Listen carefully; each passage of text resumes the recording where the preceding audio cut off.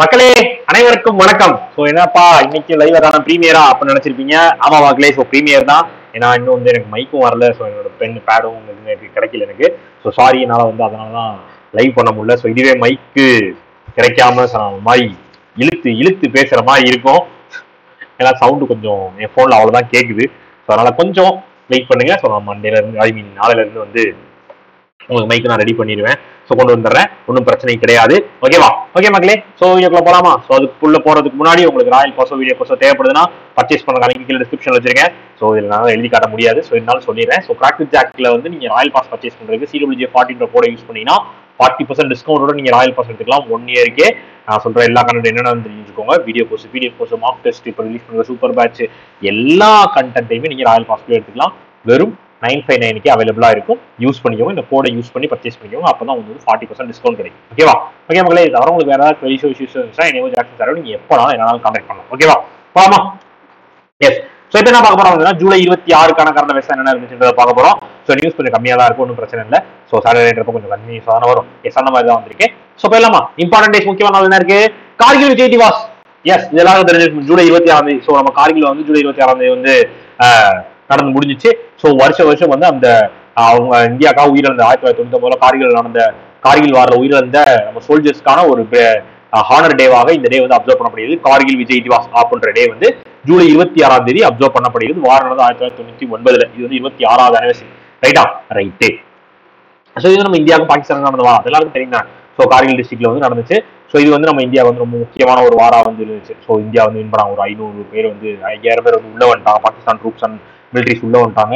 So அதுக்கப்புறம் நம்ம எதிர்த்து போராடி ஜெயிச்ச ஒரு வாரம் அந்த கார்கில் வாரு.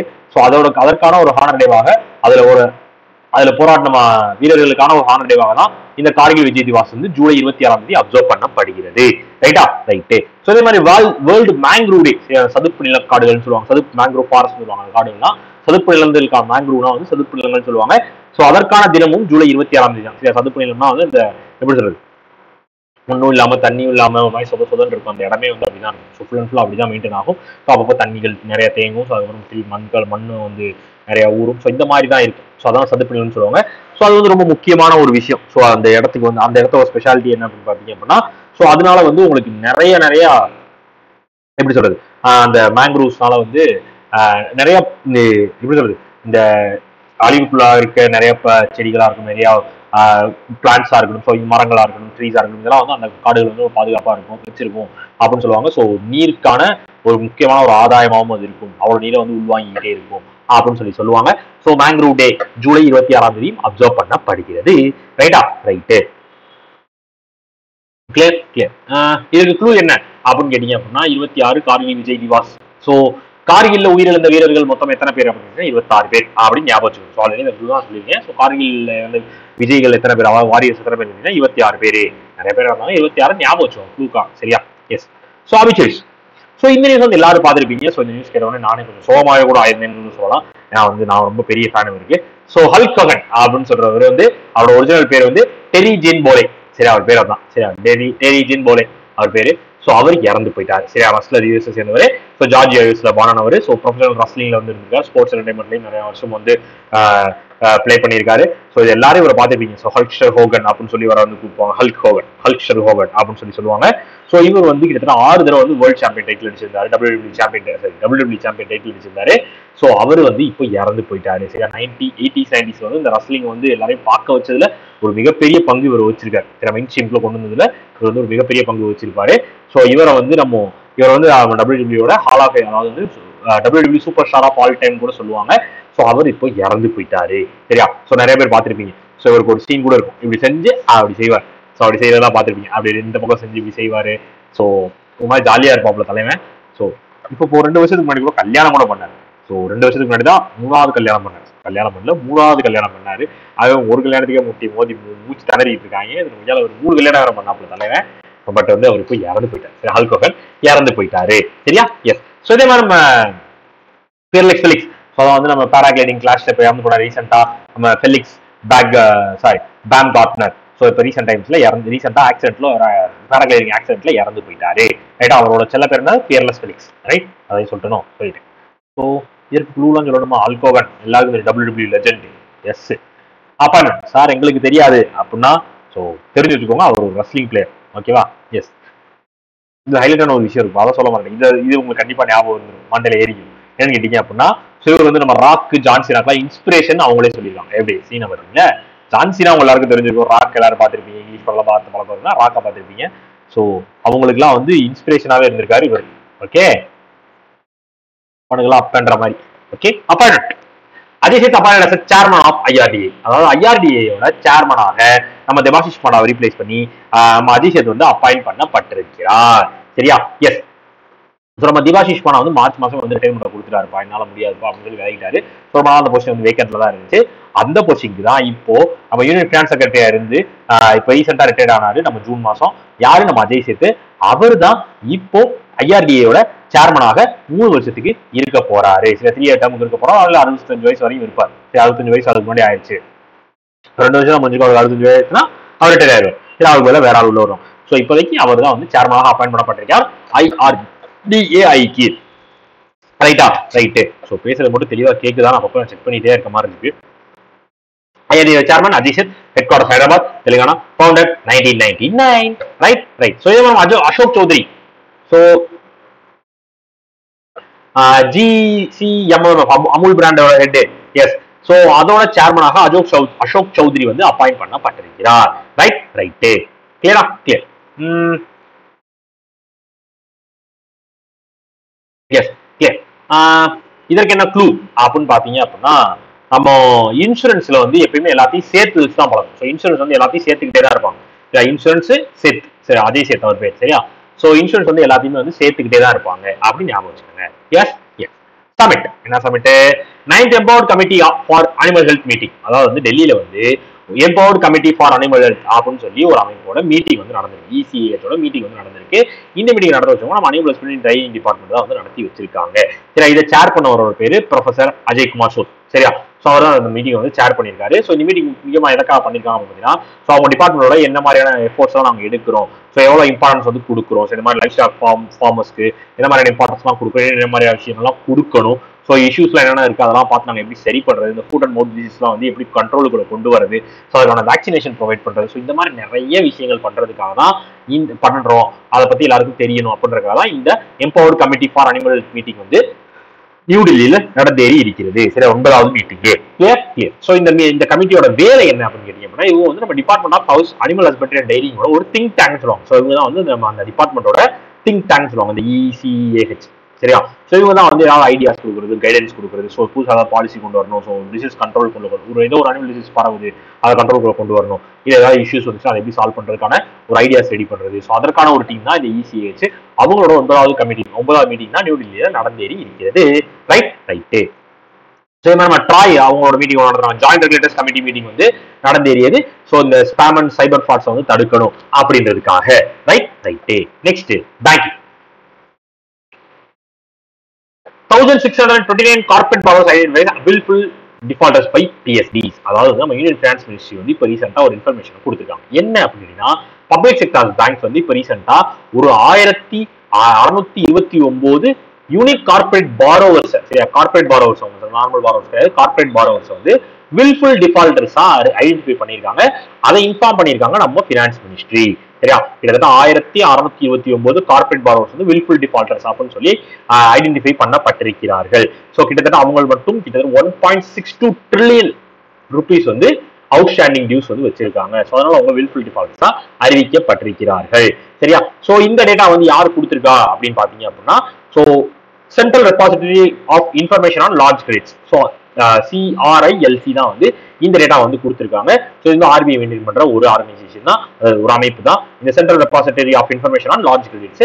ஸோ அவங்க தான் இந்த டேட்டாஸ் ரிலீஸ் பண்ணிருக்காங்க. ஸோ அவங்க சொன்னதுதான் பப்ளிக் செக்டர் பேங்க்ஸ் வந்து கிட்டத்தட்ட வந்து ஒரு 1629 பேர் வந்து willful defaulters-ஆ அறிவிச்சிருக்காங்க அப்படின்னு சொல்லி நம்ம பினான்ஸ் மினிஸ்ட்ரி சொல்லியிருக்காங்க, இன்ஃபர்மேஷன் பாஸ் பண்ணியிருக்காங்க. சரியா? ஸோ இது வந்து மந்த்லி வந்து அப்டேட் பண்ணப்படும், மந்த்லி அப்டேட் பண்ணுவோம். ஸோ அது மட்டும் இல்லாமல் இது வந்து நம்மளோட வெப்சைட்ஸ் கிட்டத்தட்ட வந்து சிபில், எக்ஸ்பீரியன், ஈக்யூஃபேக்ஸ், சிஆர்எஃப்ஐ, ஹைமார்க் இந்த வெப்சைட்ஸ்லாம் வந்து இந்த இன்ஃபர்மேஷன்ஸ் வந்து கிரெடிட் இன்ஃபர்மேஷன் கம்பெனிஸ்ல வந்து இந்த லிஸ்ட் வந்து கொடுக்கப்படும், அவைலபிளா இருக்கும் அப்படின்னு சொல்லியிருக்காங்க. Right right. ஃபினான்ஸ் மினிஸ்டர் யாரு? நிர்மலா சீதாராமன், கான்ஸ்டிட்யூன்சி கர்நாடகா. ஸோ இதே மாதிரி நம்ம ஆர்பிஐயோட ஃபினான்ஷியல் இன்க்ளூஷன் இண்டெக்ஸ், ஸோ அதில் இந்தியாவோட ரேங்க் போன வருஷம் எவ்வளவு இருந்துச்சு? ஐ மீன் மார்ச் 2024 எவ்வளவு இருந்துச்சு? 64.2 இருந்துச்சு. இப்போ 67 மாறி இருக்கிறது. ரைட்டா? Right. Next, international India residence tourist visa for Chinese residence after 5 years. அதாவது கிட்டத்தட்ட 5 வருஷம் கழிச்சு சைனீஸ் நேஷனலுக்கு இந்தியா வந்து டூரிஸ்ட் விசா கொடுக்கறதுக்கான இஷ்யூ பண்றதை வந்து ரெசியூம் பண்ணிருக்காங்க. சரியா? ஸோ 5 வருஷம் கிட்டத்தட்ட கோவிட் வந்துச்சு. ஸோ அதனால வந்து நாங்க கொடுக்கல, இல்லப்பா கோவிட் அவங்க ஒரு நாயை பரப்பி ஏற்றி விட்டுக்கிட்டு இருக்கீங்க, சும்மா இருங்க அப்படின்னு சொல்லி ஸோ ஒரு நிப்பாட்டி வச்சிருந்தான். இந்தியா வந்து சைனீஸ் யாருக்கும் வந்து விசா கொடுக்க மாட்டாங்க, டூரிஸ்ட் விசா கொடுக்க மாட்டாங்க. ஸோ இப்போ அந்த விசா வந்து திருப்பி கொடுக்குறோம் அப்படின்னு சொல்லிடுறாங்க. இது வந்து சைனா இந்தியாவுக்கான டிப்ளமேட்டிக் டைஸையும் அதே டைம்ல வந்து டூரிசம் ரிவைவலையும் வந்து கொண்டு வரும், ஸோ ரிலீஜியஸ் டிப்ளாமசியும் வந்து கொண்டு வரும் அப்படின்றதுக்காக தான் இந்த விஷயத்தை வந்து திருப்பி இஷ்யூவன்ஸ் வந்து திருப்பி ரிசீவ் பண்ணியிருக்காங்க நம்ம இந்தியா. ரைட்டா? ரைட்டா. சைனாவோட capital Beijing. Currency currency yuan. President Xi Jinping. Xi Jinping. Right right. So இதே மாதிரி இந்தியாவும் மால்டீவ்ஸும் கிட்டத்தட்ட 60 வருஷமா வந்து ஒரு நல்ல டிப்ளமேட்டிக் ரிலேஷன்ஷிப்ல இருக்காங்க. ஸோ அதை செலிப்ரேட் பண்ணும் விதமாக ஒரு ஸ்டாம்பை ரிலீஸ் பண்ணியிருக்காங்க. கோமமரேட்டிவ் ஸ்டாம்ப் வந்து ரிலீஸ் பண்ணப்பட்டிருக்கிறது. நம்மளோட 60 வருஷ டிப்ளமேட்டிக் டைப் ஒரு எப்படி சொல்றது ஆனிவர்சரியாக இந்த 60 வருஷத்தை செலிப்ரேட் பண்றாங்க. ஒரு கோமமரேட்டிவ் ஸ்டாம்ப் வந்து ரிலீஸ் பண்ணப்பட்டிருக்கிறது. ரைட் ரைட்டே. Next, Kargil Vijay Diwas Pada Yatra 2025 organised by ministry of youth affairs and sports. அதாவது வந்து நம்ம youth affairs and sports ministry வந்து கார்கில் விஜய் திவாஸ் பாத யாத்ரா அப்படின்னு சொல்லி ஒரு ஈவெண்ட் வந்து கண்டக்ட் பண்ணிருக்காங்கப்பா. சோ இது வந்து எங்க நடந்திருக்கு அப்படின்னா கார்கில தான் நடந்திருக்கு. சரியா? சோ என்ன பண்ணுவாங்க அப்படின்னா ஒரு நடைப்பயணம் மேற்கொள்ளுவோம். சோ எங்க போவாங்க அப்படின்னா கார்கில் வார் நடந்த இடத்துக்கு, அந்த வார் நடந்த இடத்துல வந்து ஒரு நடைப்பயணம் மாதிரி போய் ஸோ அவங்க அந்த சோல்ஜர்ஸோட பெருமைகளையும் சோல்ஜர்ஸோட கரேஜை வந்து ஹானர் பண்ணும் விதமாக இந்த ஈவெண்ட் வந்து நடத்தப்படும். கிட்டத்தட்ட வந்து ஒரு 800 இருந்து 1000 பார்ட்டிசிபென்ட்ஸ் வந்து கலந்துக்கிறோம். யூத்ஸ், வெட்டரன்ஸ், டிஃபென்ஸ் பர்சன்ஸ் எல்லாரும் சேர்ந்து இந்த யாத்திரையை வந்து கண்டினியூ பண்ணுவாங்க. ஸோ இதன் மூலமா இதுல மட்டும் இல்லாமல் இந்த கல்ச்சரல் ஆக்டிவிட்டிஸ் நிறைய நடக்கும். ஸோ ஜம்மு காஷ்மீரோட டைவர்சிட்டி போன்ற விதமாக கல்ச்சரல் ஆக்டிவிட்டிஸ் நிறைய நடக்கும். ஸோ இந்த யாத்திரை வந்து அந்த கார்கில் மெமோரியல்ல வந்து முடியும் அப்படின்னு சொல்லியிருந்தாங்க. ஸோ இதுல வந்து கிட்டத்தட்ட வந்து இன்னொரு விஷயம் பண்ணாங்க. ஸோ 26 உமன் பைக்கர்ஸ், அதாவது சக்தி உத்கேஷ் ஃபவுண்டேஷன் வந்து ஒரு 26 உமன் பைக்கர்ஸும் வந்து இதுல வந்து மினிஸ்ட்ரி மூலமா வந்து பெலிசிடேட் பண்ணப்பட்டிருக்கிறார்கள். ஸோ அவங்க வந்து மெமோரியலை வந்து ரீச் பண்ணுவாங்க. ஸோ மோட்டார் பைக் ரேலியை வந்து முடிச்சுட்டு, ஸோ இந்த கார்கில்ல இறந்தவங்களுக்கான ஒரு மோட்டார் பைக் ரேலியை முடிச்சு அவங்க வந்து அந்த மெமோரியலை ரீச் பண்ணி அவங்களோட ரேலியை முடித்துக் கொள்வார்கள் அப்படின்னு சொல்லியிருக்காங்க. ஸோ இந்த பண்ணது யார்? எந்த ministry? Youth affairs and sports ministry. அதோட மினிஸ்ட்ரி மன்சுக் மந்தாவே, அவங்க கான்ஸ்டிட்யூன்சி போர்பந்தர், குஜராத். ரைட்டா? ரைட்டு. ஸோ இப்போ நேஷனல் கோஆபரேட்டிவ் பாலிசி இப்போ ரீசெண்டா யார் அன்வீல் பண்ணாரு? நம்ம ஹோம் மினிஸ்டர் அமித்ஷா ஐயா அன்வீல் பண்ணி வைத்திருக்கிறார். Right right. 2002 வந்த பாலிசியை திருப்பி இது பண்ணிருக்காங்க. Okay, yes. என்ன ரெக்கார்டு யாரோட ரெக்கார்டு கிரியேட் பண்ணினாலே எஸ். ஸோ இந்த நியூஸ் எல்லாரும் பாத்தீங்களா எனக்கு தெரியல. ஸோ நிறைய பேர் பார்த்திருப்பீங்க, பார்க்காதவங்களுக்கும் சொல்றேன், தெரிஞ்சுக்கோங்க. ஸோ இந்தியாவே 2வது லாங்கஸ்ட் சர்விங் பிரைம் மினிஸ்டர் யார் தெரியுமா? நம்ம மோடி ஐயா வந்திருக்கிறார். ஸோ இதற்கு முன்னாடி யார் இருந்தா அப்படின்னா நம்ம இந்திரா காந்தி மேடம் இருந்தாங்க. 4077 நாள் தொடர்ச்சியா பிஎம்ஆ இருந்தவங்க. அவங்களோட சாதனையை முறியடித்து நம்ம மோடி ஐயா 2வது லாங்கஸ்ட் சர்விங் பிஎம் ஆக வந்திருக்கிறார். 2014, 2019, 2024, 2014, 2019, 2024. ஸோ எல்லாத்துலயும் அவன் மோடி ஐயா தான் இருந்தாரு. ஸோ ஆட்சியை பிடிச்சிருந்தாரு. ஸோ இப்போ அவரு அந்த ரெக்கார்டையும் கிரியேட் பண்ணியிருக்காரு. 2வது லாங்கஸ்ட் சர்விங் பிஎம். சரியா? இவர் தான். ஸோ இவர் வந்து கிட்டத்தட்ட வந்து 4078 நாளை கண்டினியூஸா கம்ப்ளீட் பண்ணி இந்த டார்கெட்டை அச்சீவ் பண்ணியிருக்காரு. ஸோ அப்போ டாப்ல யார் இருக்கு அப்படின்னா நம்ம ஜவஹர்லால் நேரு தான் இருக்காரு. சரியா? 6130 நாள் 6130 நாள் வந்து ஆட்சியில் இருந்திருக்காரு. பிஎம் லாங்கஸ்ட் சர்விங் பிஎம்ஆ இருந்திருக்காரு. ஸோ இவர் வந்து இப்போ மோடியை 2வது பொசிஷனுக்கு வந்திருக்காரு. ஸோ இன்னும் இவர் இடத்துக்கு வர்றதுக்கு இன்னும் வந்து ஒரு 2000 நாள் வந்து கிட்டத்தட்ட 2000 நாள் வந்து இன்னும் ஆட்சியில இருக்கணும். சரியா? எஸ். ஸோ எப்படி சொல்றது? ஸோ அது மட்டும் இல்லாமல் நம்ம மோடி தான் வந்து இருக்கிறதுலே இந்தியன் பிஎம். ஸோ அதிக இன்டர்நேஷனல் டெக்கரேட்டட் இந்தியன் பிஎம், நிறைய இன்டர்நேஷனல் குளோபல் ஹானர்ஸ் வாங்கினவர் நம்ம மோடி தான். 24 குளோபல் ஹானர்ஸ் வாங்கியிருக்காரு. நம்ம நேரு ஐயா அவங்கலாம் வந்து 2 தான் வாங்கியிருக்காங்க. பட் இவர் வந்து 24 குளோபல் ஹானர்ஸ் வந்து வாங்கியிருக்காரு. அதுல தான் டாப். ஸோ அது மட்டும் இல்லாமல் குஜராத்ல அதாவது வெளி மாநிலத்தில் வந்து சிஎம் இருந்தவர் ஒருத்தர் வந்து பிஎம் ஆகிறது இவர் தான் ஃபர்ஸ்ட் டைம். ஸோ எப்படி இண்டிபெண்டன்ஸ்க்கு அப்புறம் பிறந்த ஃபர்ஸ்ட் பிஎம்மா இந்த மாதிரி ரெக்கார்ட் கிரியேட் பண்ணது இவர் தான் ஃபர்ஸ்ட். இது மட்டும் இல்லாம வேற என்ன அதர் பார்ட்டிஸ், ஸோ காங்கிரஸ் இல்லாமல் அதர் பார்ட்டிஸ் வந்து வந்த முதல் பிஎம்மும் இவர் தான். So longest PM. ஸோ இந்த மாதிரி நிறைய ரெக்கார்ட்ஸ் பிரேக் பண்ணியிருக்காரு. பட் அதில் முக்கியமானது வந்து இந்த ரெக்கார்டு தான். So second longest serving PM இவர் தான். ஏன்னா நம்ம மோடி ஐயா தான். ரைட்டே. ஸோ இதே மாதிரி ரீசெண்டாக என்ன நடந்திருக்கு அப்படின்னா இது வந்து ரிலேட்டட் பாயிண்ட். நம்ம சுந்தர் பிச்சை ஐயா இருக்காரு பார்த்தீங்களா, சிஓ ஆஃப் ஆல்பபெட். அவர் வந்து கூகுள் சிஓ மட்டும் இல்லை, அவர் வந்து ஆல்பபெட் கூகுளோட பேரண்ட் கம்பெனி ஆல்பபெட் ஐஎன்சின்னு சொல்லுவாங்க. ஸோ அதோட சிஓ நம்ம சுந்தர் பிச்சை ஐயா தான் இருக்காரு. அவரோட நெட்வொர்த் பர்சனல் நெட்வொர்த் வந்து $1.1 பில்லியன் ரீச் பண்ணியிருக்கு. சரியா, அவரோட நெட்வொர்த் வந்து $1.1 பில்லியன் ரீச் பண்ணியிருக்கு. அவ்வளவு நெட்வொர்த் வந்து வச்சிருக்க அவரோட அந்த வேல்யூ வந்து $1.1 பில்லியன். சுந்தர் பிச்சையோட நெட்வொர்த் வேல்யூ பர்சனல் வேல்யூ வந்து அந்த ரேஞ்சில் இருக்கு அப்படின்னு சொல்லியிருக்காங்க. ரைட்டு. ஸோ அவ்வளவுதான் மக்களே. ஸோ இன்னைக்கு நான் சொன்ன நியூஸ் கொஞ்சம் கம்மி தான், டக்குன்னு முடிஞ்சிருக்கும். ஸோ ஸ்டாட்டிக் பார்த்துக்கோங்க, பேஸ் போயிடலாம். International day of judicial wellbeing எல்லாருக்கும் தெரிஞ்ச அதே July 25. GSL launches indigenous pollution control vessel. அதோட பேர் என்ன? Samudra பாச்செட். Yes. Dash become first Indian to win best magic creator at FISM 2023. FISM மேஜிக்கா ஒரு அவார்டு வாங்கினாங்க, பெஸ்ட் கிரியேட்டர் மேஜிக் அப்படின்னு ஆன்லைன்ல. ஸோ ஆன்லைன் கேட்டகரியில. ஸோ அந்த அவார்டு வாங்கினவங்க யாரு? Suhani Shah. So yes. So இவங்களை பத்தி நீங்க நிறைய பேர் தெரிஞ்சிருப்பீங்கன்னு நினைக்கிறேன். ஸோ அப்படி உங்களுக்கு தெரியல அப்படின்னா அவங்க என்ன பண்ணுவாங்க அப்படின்னா அதான் சொல்லல. ஸோ நீங்க ஒன்று நினைச்சுக்கோங்க, நான் கண்டுபிடிக்கிறேன். ஸோ உங்க மைண்ட் நான் ரீட் பண்ணிடுவேன். இவங்க வந்து ஒரு மென்டலிஸ்ட் சொல்லுவாங்க, அதாவது மென்டலா வந்து உங்களை வந்து அனலிசிஸ் பண்ற மாதிரி. ஸோ உங்க மைண்ட் நீங்க நினைக்கிறத நான் சொல்றேன். ஸோ அப்படின்ற மாதிரியான ஒரு மேஜிக்லாம் பண்ணுவாங்க. ஸ்டேஜ்ல நிறைய ஸ்டேஜ் ஷோஸ்லாம் பண்ணுவாங்க. ஸோ இவங்களை பார்த்துருப்பீங்க. நிறைய பேர் வந்து நீங்க இன்ஸ்டாகிராம்லாம் நோண்டுறீங்க. ஸோ நிறைய பேர் உங்களை பார்த்துருக்கான வாய்ப்பு இருக்கு. அப்படி பார்த்தது இல்லை அப்படின்னா ஒன்றும் இல்லை, இந்த பேரை அப்படியே போய் இன்ஸ்டாகிராம்ல சர்ச் பண்ணுங்க, சுஹானி ஷா அப்படின்னு சொல்லி சர்ச் பண்ணுங்க. ஸோ அவங்கள பத்தின மொத்த அவங்க பண்ற விஷயமும் தெரியும் உங்களுக்கு. ஓகேவா? ஸோ உங்களுக்கு கொஞ்சம் இன்ட்ரெஸ்டிங்கா இருக்கணும் அப்படின்னு நினைச்சீங்கன்னா இவங்களை பத்தி பாருங்க. ஸோ பார்த்தா உங்களுக்கே புரியும். ஸோ நம்மளுக்கே ஷாக்கிங்கா இருக்கும், எப்படி பண்றீங்க இதை, இது எப்படி உங்களால முடியுது அப்படி. நீங்க மனசுல ஒரு பேர் நினைச்சுக்கோங்க, அந்த பேரை நீங்க மனசுக்குள்ளே சொல்லிட்டே இருக்க, நான் வெளியே அதை சொல்றேன் அப்படின்லாம் சொல்லுவாங்க. மிரட்டலா இருக்கும். ஸோ அதுல நம்ம இவர் இருக்காரு பாருங்க, சித்தார்த், நம்ம ஆக்டர் சித்தார்த் இருப்பாருங்க. அவர் கூட அவர் மனசுல நினைக்கிறது கூட அவர் கண்டுபிடிச்சிருக்காரு. ஸோ அவர் என்ன தான் மனசுல நினைச்சிட போறாரு அப்படின்னா அவர்கிட்ட கேட்பாங்க, இந்த வீடியோ நீங்க எல்லாம் பார்த்துருப்பீங்க.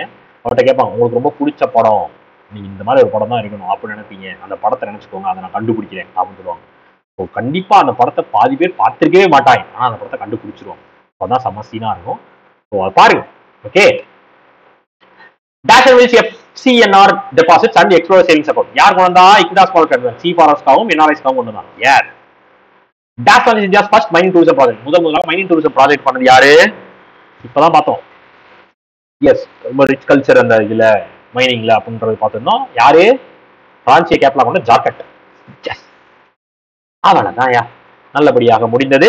ஸோ வீடியோ ரெக்கார்ட்ல இருக்குன்னு எதுவும் நினைச்சுக்கிறாதீங்க, கரெக்டா ஃபாலோ பண்ணிக்கோங்க, படிச்சுக்கோங்க, எதையுமே மிஸ் பண்ணிடாது. ஓகேவா? ஓகே மக்களே. ஸோ இந்த வீடியோ நல்லபடியா முடிச்சுக்கலாம். டடா, பபாய், see you. வரட்டா.